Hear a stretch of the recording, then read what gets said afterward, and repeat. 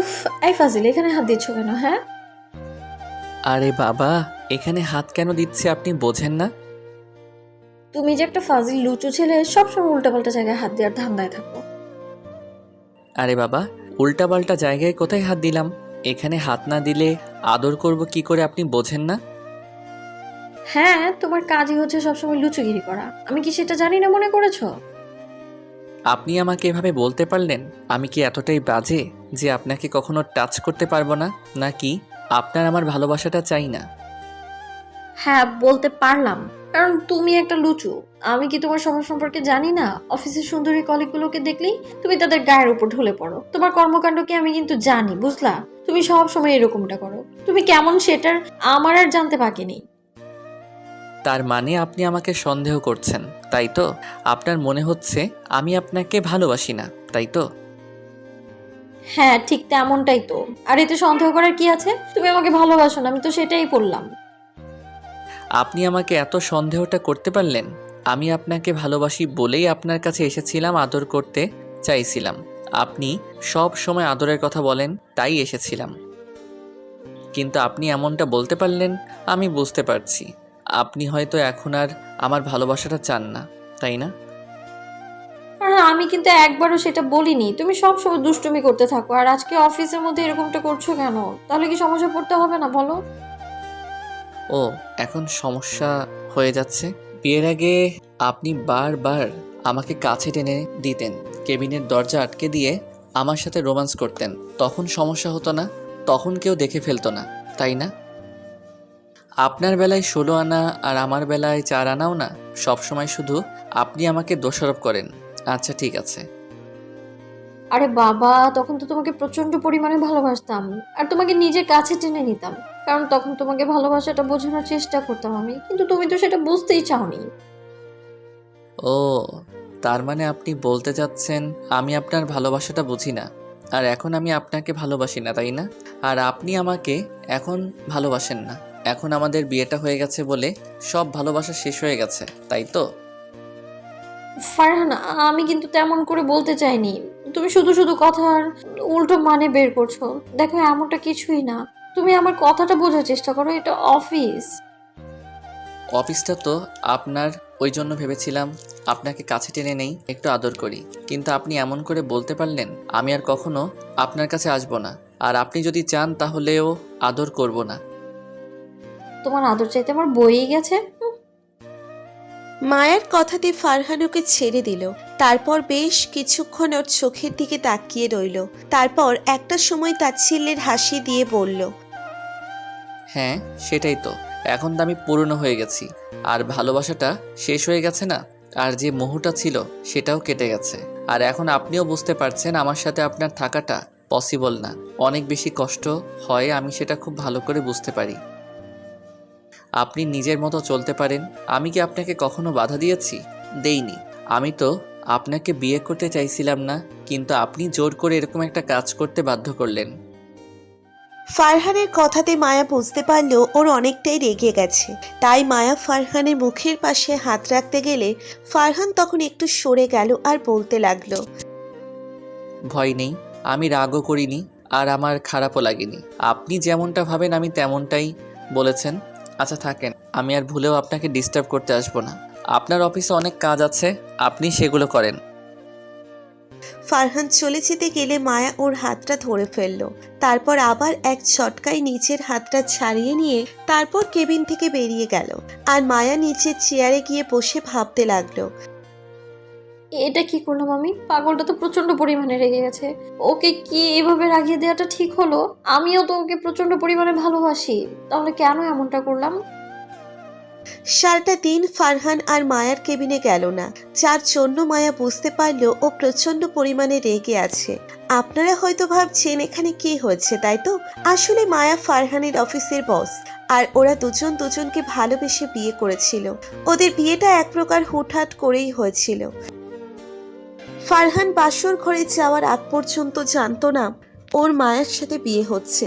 বাসর ঘরে যাওয়ার পর জানতে পারে মায়া ওর বউ।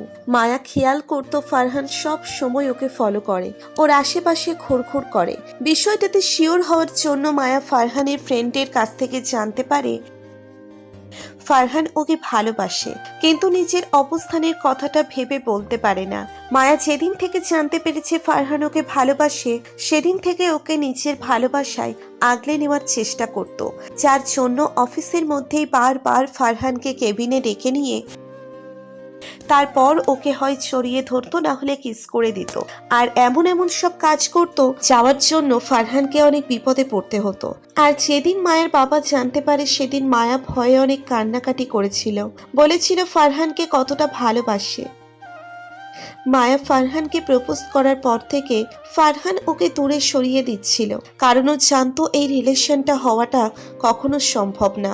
আর মায়ার মধ্যে যে একটা আবেগ কাজ করছে তাও ভালো করেই জানতো। বড়লোকের মেয়েও ও পারবে না ফারহানের এই ছোট্ট ঘরে গিয়ে থাকতে। ওর অভ্যেস অট্টালিকায় থাকার, সেখানে ফারহানের কাছে গিয়ে থাকা ওর পক্ষে সম্ভব না। তারপর শেষ পর্যন্ত মায়ের পাগলামিতে আর ভালোবাসার কাছে হার মানতে হয়েছিল।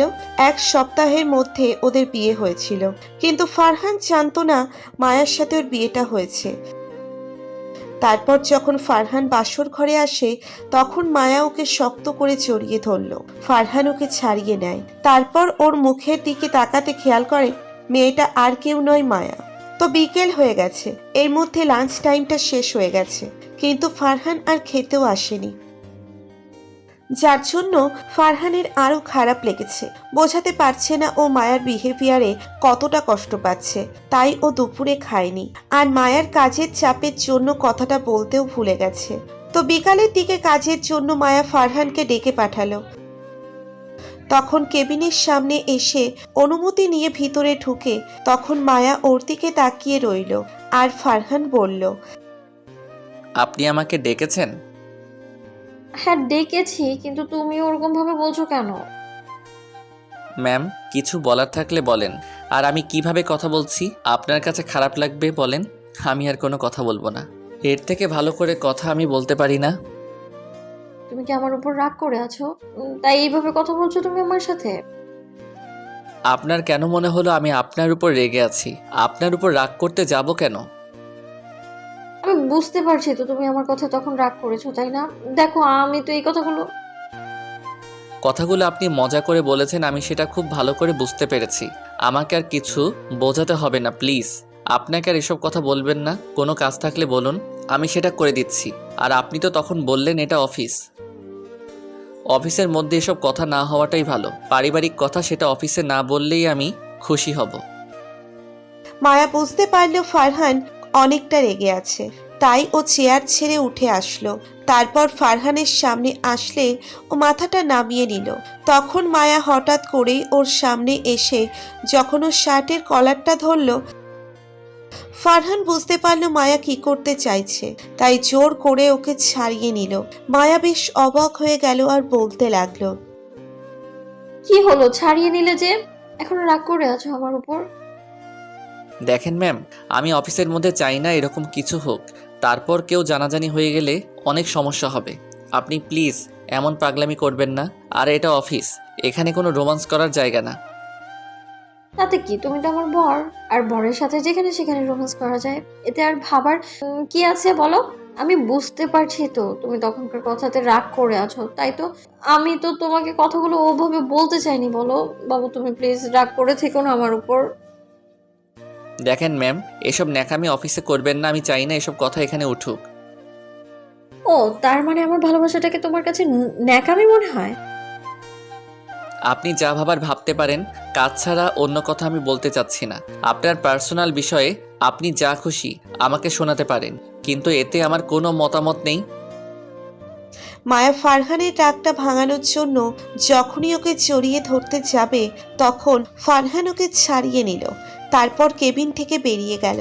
সারাটা বিকাল ফারহান আর মায়ার সাথে দেখা করলো না। মায়া বারবার ওকে কেবিনে ডাকলেও ফারহান কাজের বাহানা দিয়ে এড়িয়ে গেল।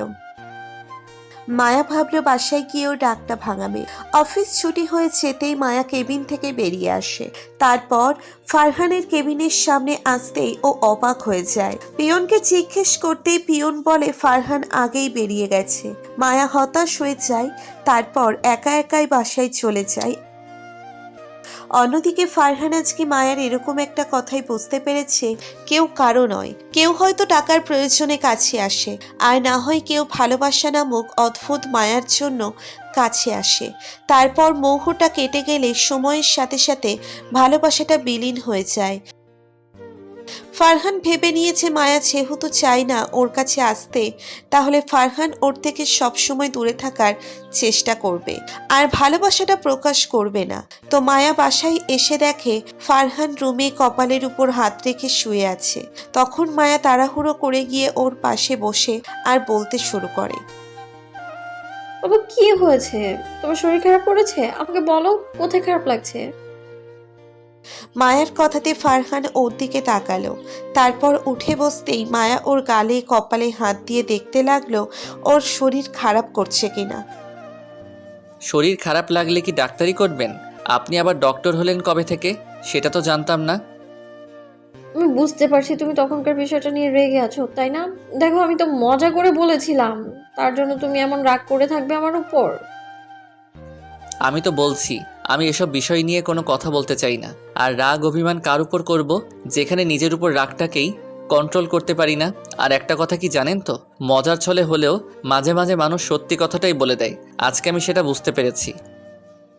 মাতাল হলে যেমন মানুষের মধ্যে থেকে সত্য কথাগুলো বেরিয়ে আসে, তেমনি মজার ছলেও মানুষের মুখ দিয়ে কখনো কখনো সত্যিটাই বের হয়। আমাকে আর কিছু বোঝাতে হবে না। আপনারা যেভাবে খুশি থাকুন, আর না চাইলে আপনি চলে যেতে পারেন। আমি আপনাকে আটকাবো না। আমি কিন্তু আপনাকে বলিনি আপনি আমার কাছে থাকেন। আমি আপনাকে বিয়েটাও করতে চাইনি, শুধুমাত্র আপনার পাগলামিতেই করতে হয়েছে।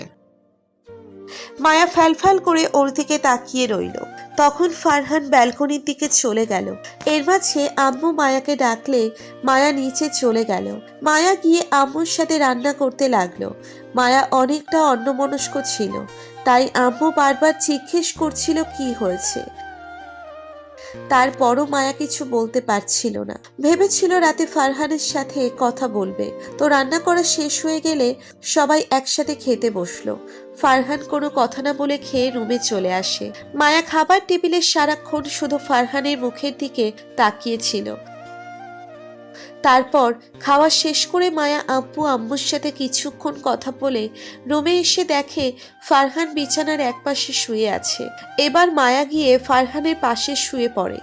তারপর ওকে পিছন থেকে জড়িয়ে ধরতেই ফারহান নিজেকে ছাড়িয়ে নেয় আর মায়া বলতে শুরু করে, কি হলো, তুমি এভাবে ছাড়িয়ে নিলে যে? আমি বুঝতে পারছি তুমি তখনকার বিষয়টা নিয়ে রাগ করে আছো, তাই না? বাবু, একটাবার তাকাও না আমার দিকে। দেখো, আমি কথাটা তেমন ভাবে বলতে চাইনি। আর তুমি অফিসের মধ্যে মাঝে মধ্যে দুষ্টুমি করো, তার জন্য তো আমাকে অনেক বিপাকে পড়তে হয়, তাই না? কিন্তু তুমি এমন করছো কেন আমার সাথে? দেখেন, আমার এসব কথা বলতে ভালো লাগছে না। আমি চাই না এসব নিয়ে কথা বলতে। তারপর বারবার কেন এসব কথা বলছেন? কারণ তুমি আমার উপর প্রচন্ড রাগ করে আছো, আর আমি সেটা মোটেও চাই না, আর সহ্যও করতে পারি না। তুমি কেন এভাবে আমার উপর রাগ করে থাকবে বলো? আমার রাগ করে থাকা আর না থাকাতে আপনার কিছু যায় আসে না। আপনি আমাকে ছাড়ুন। আর বলছি না, এভাবে আমাকে স্পর্শ করবেন না। আপনার যা ইচ্ছা করেন, তারপর আমার সাথে এরকমটা করবেন না। এখন নাটক দেখাতে আসবেন না তো। এসব নাটক আমার অনেক দেখা হয়ে গেছে। যখন প্রয়োজন ছিল তখন কাছে এসেছিলেন, আর এখন প্রয়োজন ফুরিয়ে গেছে, টাইম পাস শেষ হয়ে গেছে, আমি পুরনো হয়ে গেছি। তাই আপনার কাছে মনে হচ্ছে আপনার অন্য কারো কাছে যাওয়া উচিত, তাই না? ফারহানের কথাতে মায়া ফুপিয়ে কান্না করে উঠল। তখন ফারহান না চাইতেও ওর দিকে ঘুরল। মায়া অসহায়ভাবে ওর দিকে তাকিয়ে আছে। দেখেন, এসব কান্নাকাটির নাটক করবে না। আপনার এই নাটকটা আমি বিয়ের আগে অনেকবার দেখেছি। তখন যদি আপনাকে বিয়ে করার মতো ভুলটা না করতাম, তাহলে আজকে আমাকে এত কষ্ট পেতে হতো না। আপনার জন্য আমি কোনো কাজ ঠিক করে করতে পারি না। আপনি শুধু ন্যাকামি করেন। আপনাকে বিয়ে করার পর থেকে আমি বুঝতে পারছি আপনি আমার সাথে হ্যাপি না। প্রথম কয়েকটা দিন ভালো থাকতে পারলেও এখন আমার সাথে থাকতে ভালো লাগে। বাবু, আমি না তখন তোমাকে মজা করে বলেছি, তার জন্য তুমি আমাকে এতগুলো কথা শুনেছো। আমি কি কখনো বলেছি তোমার সাথে থাকতে চাই না, যার জন্য তোমাকে কাছে টেনে নেই না? আচ্ছা, রাতে তো আমি তোমাকে একটুও বারণ করি না, তাই না? তোমাকে বুকের সাথে জড়িয়ে নিই, আর তুমি আমাকে এভাবে বলতে পারলে? ফারহান চুপচাপ মায়াটা চোখের দিকে তাকিয়ে রইল। ফারহানের চুপ করে থাকাতে মায়া একটা সময় উঠে গিয়ে ব্যালকনিতে দাঁড়ালো। ফারহান বুঝতে পারলো এখন রাগ দেখানোটা বাড়াবাড়ি হয়ে গেছে। মায়া কান্না করতে পারে না, যার জন্য ফুপিয়ে ফুপিয়ে উঠছে। ফারহান গিয়ে ওর কাঁধের উপর হাত রাখলো, সাথে সাথে মায়া ওর কাঁধের উপর থেকে হাত সরিয়ে দিল। তখন ফারহান ওকে পিছন থেকে শক্ত করে জড়িয়ে ধরলো। এবার মায়া কেমন নিস্তব্ধ হয়ে যায়। তাকাও আমার দিকে, আর কখনো রাগারাগি করব না। আমি জানি রাগারাগি করবেন আর ভালোবাসবেন না, তাই তো? আমি কিন্তু বারণ করিনি। তাকাও আমার দিকে। ফারহান মায়াকে নিচের দিকে ঘুরিয়ে নিল। ফারহান জানে মায়া বেশিক্ষণ ওর উপর রাগ করে থাকতে পারে না। এবার ফারহান ওর কোমর জড়িয়ে ধরতেই মায়া দেরি না করে ওদের 4 ঠোঁট এক করে দিল। ফারহানও ওর পাগড়িটার সাথে রেসপন্স করতে লাগলো। তো ভালো থাক ভালোবাসা। দেখা হবে পরবর্তী কোনো গল্পে। ততদিন সুস্থ থাকবেন, ভালো থাকবেন, আমাদের সাথে থাকবেন। ধন্যবাদ। আল্লাহ হাফিজ।